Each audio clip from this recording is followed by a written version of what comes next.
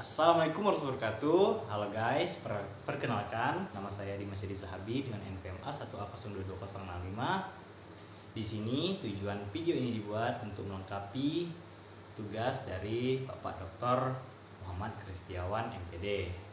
Baiklah, langsung saja.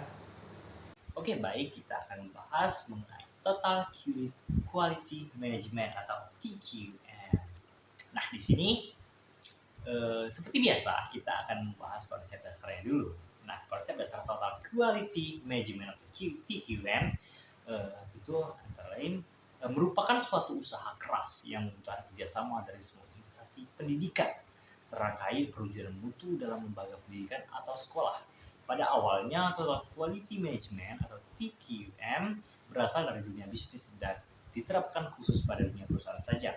Tapi sering berjalan waktu, Total Quality Management atau TQM juga diterapkan dalam dunia pendidikan atau sekolah. Nah, selanjutnya itu ada pengertian Total Quality Management. Tadi kita telah membahas konsep dasarnya, sekarang kita akan membahas pengertiannya lebih lanjut. Baiklah, di sini menurut Zahro, TQM merupakan suatu pendekatan dalam usaha memaksimalkan daya saing melalui perbaikan secara terus-menerus atau continuous improvement atau just manusia melalui produk dan lingkungan.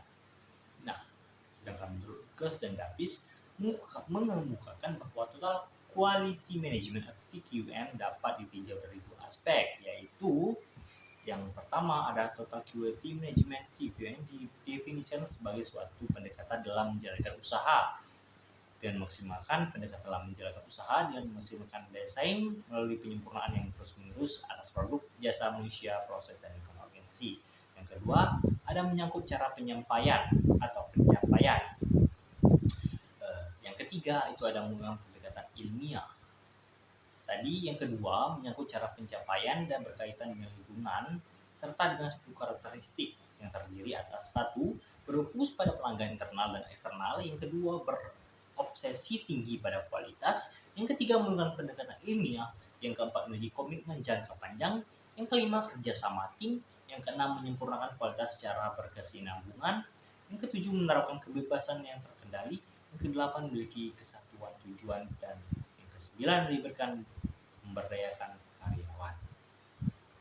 Baiklah, setelah kita membahas hal tersebut, sekarang kita beralih ke pemikir total quality management. Nah, di sini TQM memiliki pemikir totalnya sendiri atau pemikirnya sendiri.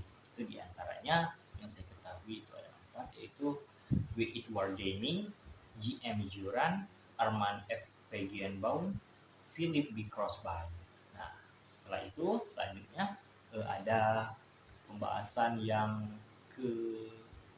keberapa kesekian kalinya mungkin. Nah, implementasi total quality management atau TQM di lembaga pendidikan. Nah, sekarang kita membahas tentang implementasinya. Nah, di implementasi ini itu menurut Zahro juga itu ada beberapa hal yang harus diperhatikan dalam implementasi.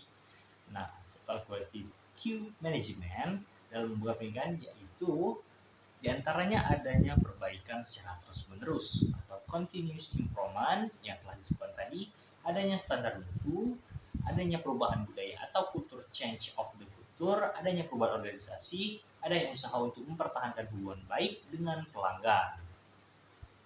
Nah, sekarang kita akan membahas faktornya.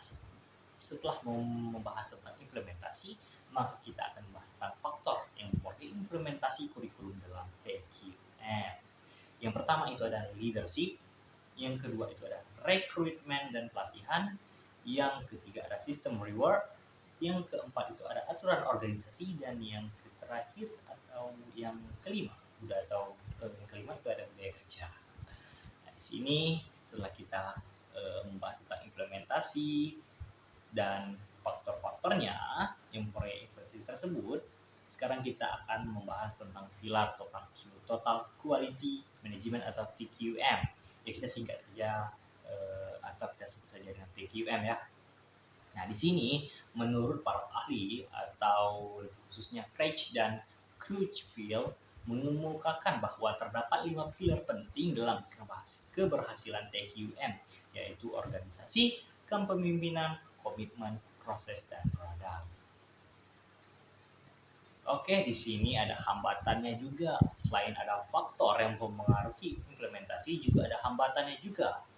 Nah, hambatan implementasi dalam TQN, khususnya di lembaga pendidikan, itu diantaranya yang pertama adanya strategi pembangunan lebih bersifat input oriented atau strategi yang demikian lebih berstandar pada asumsi bahwa bila mana semua input pendidikan telah dipenuhi seperti penyediaan buku, alat belajar lainnya, sarana pendidikan, pelatihan guru dan tenaga pendidikan lainnya, maka secara otomatis lembaga pendidikan atau pendidikan dasar, menengah dan atas akan dapat menghasilkan output atau keluaran yang bermutu sebagaimana yang telah diharapkan. Nah, yang kedua, itu ada pengelolaan pendidikan. Nah, pengelolaan pendidikan selama ini masih bersifat makro oriented, yaitu diatur oleh jajaran birokrasi di tingkat pusat. Nah, akibatnya banyak faktor yang diproyeksikan di tingkat makro atau pusat tidak terjadi atau tidak berjalan sebagai mestinya di tingkat makro atau lembaga pendidikan. Dengan lain, kompleksnya cakupan permasalahan pendidikan seringkali tidak dapat diperkirakan secara utuh dan akurat oleh birokrasi pusat. Nah, selanjutnya itu ada filosofi baru. Nah, setelah kita membahas bahasan-bahasan tadi, maka terbitlah adanya filosofi. Nah, di sini adanya filosofi baru. Yang pertama itu ada curah pendapat atau sumbang saran brainstorming. Yang kedua ada diagram alur atau bahkan arus proses. Yang kedua analisis SWOT, dan yang keempat ranking preferensi. Yang selanjutnya ada analisis tulang ikan. Yang selanjutnya juga penilaian kritis, ada benchmarking dan diagram analisa medan daya bidang. Wah, itu saja pembahasan dari materi-materi yang saya sebutkan atau yang saya jelaskan atau juga yang saya paparkan. Mohon maaf bila ada banyak kesalahan. Saya